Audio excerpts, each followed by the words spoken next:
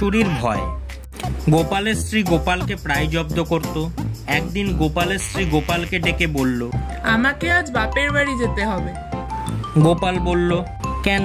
এই তো কদিন আগেই বাপের বাড়ি থেকে ঘুরে এলে।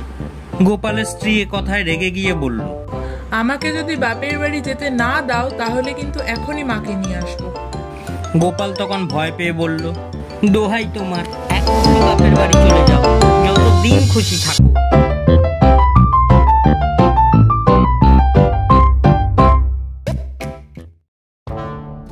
প্রভু ভক্ত।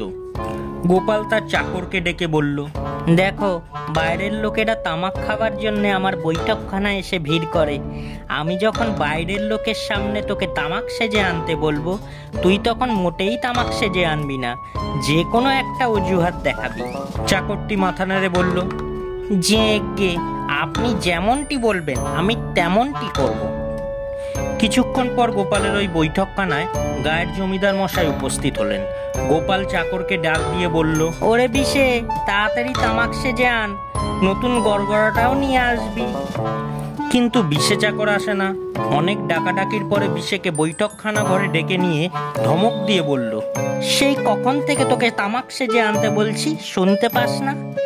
বিশে জমিদারের দিকে তাকিয়ে তারপর গোপালের দিকে তাকিয়ে বলল, গোয়াল ঘরে ছিলাম তাই ডাক শুনতে পাইনি।